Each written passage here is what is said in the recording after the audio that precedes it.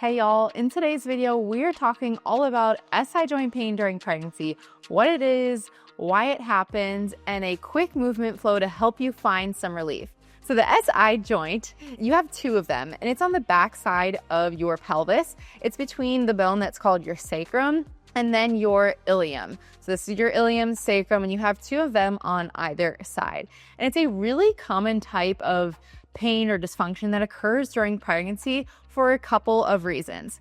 The first is that during pregnancy, you have this huge influx of relaxin and progesterone and estrogen, which are hormones that increase the ligamentous laxity of your ligaments and your tissue. Things are a little bit more mobile, which is needed and necessary in order for you to birth your baby, but it can lead to some problems. So normally your SI joint, really there shouldn't be a lot of movement. Now, obviously I can move my pelvis for the sake of demonstration, but really there's not much movement that occurs at these two joints. However, during pregnancy, with that increased ligamentous laxity, you can get a little bit more motion at these two joints, which can cause some pain because you can get compression in some areas and expansion in other areas based off of that mobility.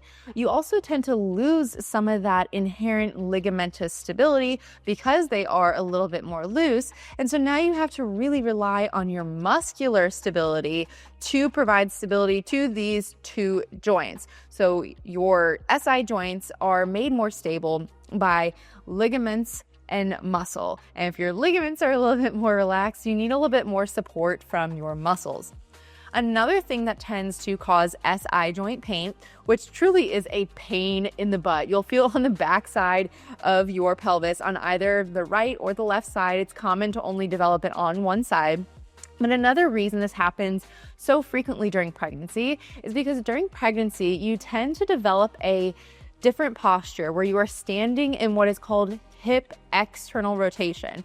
So if you've ever seen the classic mom waddle about with her feet kind of pointed out towards the side, that's where you put your hips in external rotation. Like I said, I'm kind of exaggerating this movement with my pelvis so you can see, but you actually do get more hip external rotation.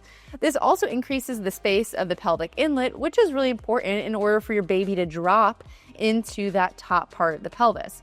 So when you get more hip external rotation, look at what happens at the back side of your pelvis at these SI joints. You get more hip external rotation and you can get more compression at those joints and a little bit more gapping in the front of the pelvis. So it's common to get a lot of compression in the backside as you're getting more gapping or expansion in the front.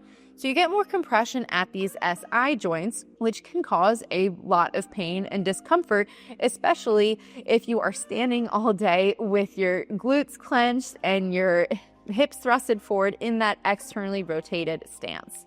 Because of that excessive hip external rotation causing compression in the backside of the pelvis, it makes it harder for your body and hips to get into more hip internal rotation. And this hip internal rotation is a position that can help to provide some relief to that SI joint, whichever SI joint might be giving you some trouble. So the goal with today's movement flow is to create more space in this back side of the pelvis, releasing ligamentous and muscular tension that might have developed in the back side of the pelvis. And then we'll end with a few stability exercises to create more stability at the SI joints after we have released that tension and created more space. The equipment that you will need for this short mobility flow is a yoga block, either a Pilates ball or a rolled up towel, and a foam roller. If you don't have all of these pieces of equipment, I'll kind of walk you through what you might be able to do with just your own body weight, but ideally having at least one or two of these props will help to make the movements more effective. Let's go ahead and get started in what is called a rock back breathing position, and this is going to help release tension in the backside of the pelvis. So you're going to grab your yoga block if you have one. If you don't, you can still do this movement. You're going to place the yoga block between your forearms with your palms facing up. You're in all fours, sitting back on your heels and rounding that spine. You're going to rest your head on the yoga block as you kind of squeeze the yoga block between your forearms. You're rounding that spine. And I want you to inhale through your nose, expanding your ribs 360 degrees. Focus on breathing into that lower back as well as breathing into your butthole. This is going to help release tension in this backside. Inhale and exhale, let it go. Inhale, expand. Feel that tension release in the backside. And exhale, let it go. Do you notice it's more difficult for you to breathe into that lower back? Or maybe it's hard for you to breathe into that butthole. Either way, I want you to focus on areas of tension as you inhale, and then exhale, just let it all go. There's no contraction here. Inhale. And exhale. Let's do one more together. Focus on inflating 360 degrees in that abdominal region. And exhale. Let it all go. Move that yoga block out of the way. You're going to lay on whatever side is causing you pain. So if you're experiencing right side SI joint pain, you're going to lay on your right side. We'll do this on both sides because honestly, it'll help both sides, but we'll just start. I'm pregnant with my third baby and I sometimes experience that SI joint pain on the right side. So you're just going to roll up a towel, maybe just fold it in half like this.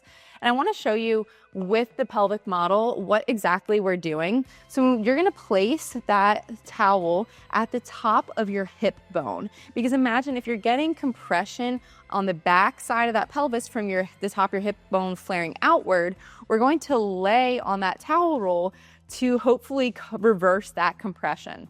So you're going to lay that towel roll at the top part of your hip crust.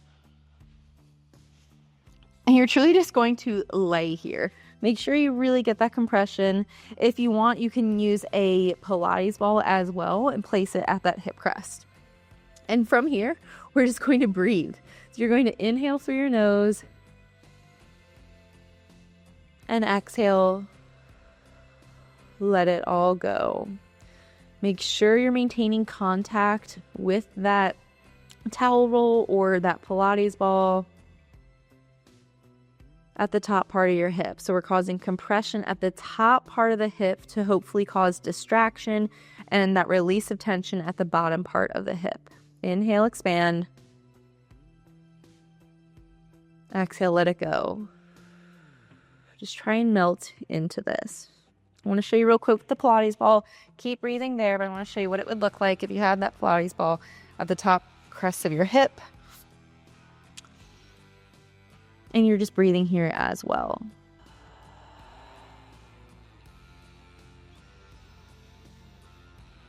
You might feel a little pop potentially with your SI joint pain, or feel that pain start to melt away. One more breath together.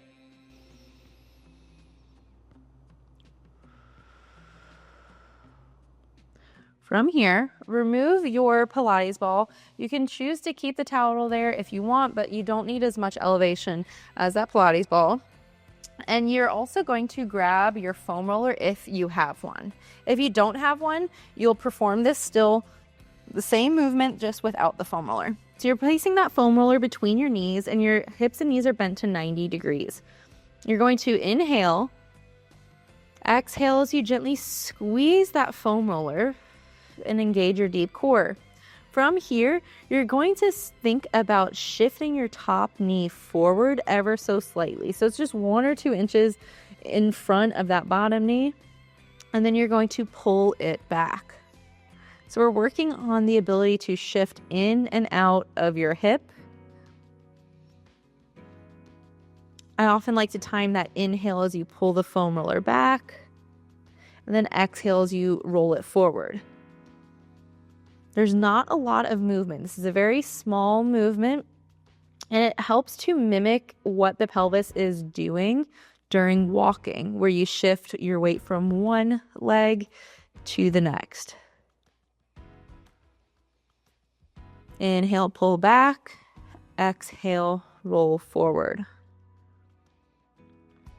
Let's go for 4, 3, 2, and 1. And like I said, if you don't have that foam roller, your knees would just be on top of one another and you're shifting forward and back with that same small movement. Staying here on your side, option to remove the towel roll or keep it there. I think I'm going to remove mine at this point. And now we're going to work on a little bit of stability here. So from this position, you're going to extend that top leg out long and just rest your head on your forearms. Inhale, exhale, engage your deep core. And now we're just performing some sideline abduction here. So you're exhaling as you lift your top leg up, inhaling as you lower. You want to stay in a straight line. So if someone were to look at you from the top or the crown of your head and look down to your foot, they would see a nice straight line, or they would see your foot slightly behind the plane of your body. Avoid having that foot come forward, as that will cause compensation through the hip flexors. And our goal is to generate stability at the glute med and glute max.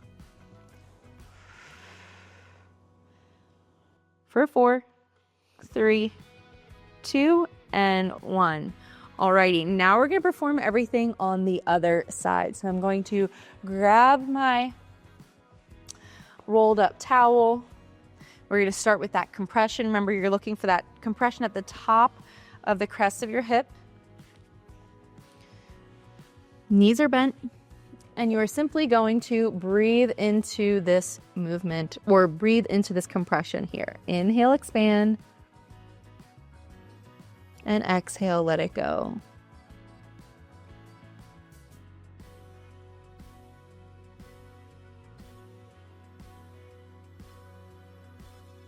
Now, if you're not experiencing SI joint pain on the left, you might not find as much relief, but like I said, during pregnancy, we tend to develop that hip external rotation anyways, so it might help in the long run. But if you're short on time, just perform this compression on the side that you're experiencing the pain. For 4, 3, 2, and 1. Option to grab your foam roller. I'm going to show you this time without it, but you would place that foam roller between your knees. Inhale, exhale as you zip up your core. Keep it engaged. And now gently shift your top knee forward, just 1 or 2 inches in front of that bottom knee. And then inhale, pull it back, the same depth now behind that bottom knee.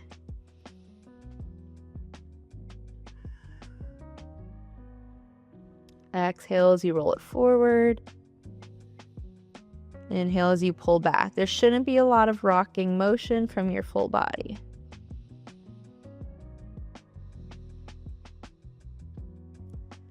For 5, 4, 3, 2, and 1. Option to remove that towel roll. We are now going to perform sideline hip abduction. You're going to extend that top leg long. Inhale to prepare. Exhale, zip up the core as you lift your leg up towards the ceiling. Inhale as you lower. One thing to note is that you don't need to lift your foot much higher than the height of your hip, because if you lift it much higher, you're actually going to just get a lot of side bending through your lower back and cause even more compression. So we're just slightly lifting the foot either directly in line with the plane of the hip or slightly higher, but not much higher. Don't let that foot creep forward.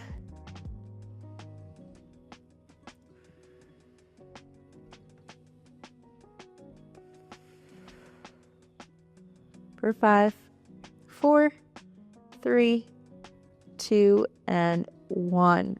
Alrighty, we're now going to move into all fours. You're going to grab a yoga block, or honestly, you could use a Pilates ball or the foam roller. You just need something to squeeze in between your knees. So meet me in all fours, hips over knees, shoulders over wrists. That yoga block is between my inner thighs. Inhale to prepare. Exhale, squeeze that yoga block as you zip up the core. Imagine you have 2 headlights on your hip bones and you're pointing them towards one another. Ribs come down and in at the very end. Maintain this deep core engagement as you bring both feet out slightly wider than the width of your hips, almost as wide as about the yoga mat that you were on, and then you return them. What we are working on here is active hip internal rotation. So we just reduce that compression at the SI joint, we strengthen the glute med a little bit, and now we are working on some hip internal rotation to create more space and counteract that hip external rotation that is so common during pregnancy. Go slow and controlled here, keeping your pelvis as still as possible. Imagine if someone had a glass of water on your back and you don't want it to fall over. Sit back into those glutes for 4, 3, 2, and 1. Last exercise here is the classic bird dog. We are finishing off with this exercise because it is focused a little bit more on single leg stability, which you might not have felt good for you in the very beginning of this workout. So you're staying in all fours here. Inhale to prepare. Exhale, zip up the core. Imagine you had a zipper from your pubic bone all the way to your sternum. Keep the deep core engaged. You're going to exhale as you extend opposite arm and leg. Inhale as you return. Couple things to note. You don't need to lift your foot any higher than the height of your hip in order to reduce getting into that lower back and compensating through the lower back. Another thing to note is if this still feels like you are experiencing SI joint pain because it requires too much single leg stability, then what I want you to do is simply slide your leg out so you're maintaining contact with your foot on the ground as you extend that opposite arm. So with that maintained contact of your foot on the ground, there's less stress on the opposite leg.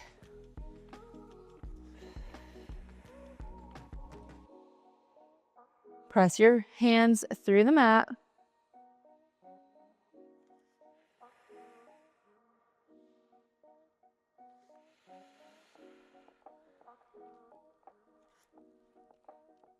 Let's go for 5, 4, 3, 2, and 1.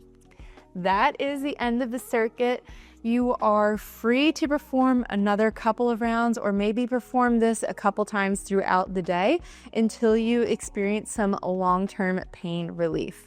If you are looking for follow-along strength classes to help you reduce pain or prevent pain and get strong throughout pregnancy, check out my Movement Through Pregnancy program. It's a 37-week program with follow-along classes for every single week of pregnancy.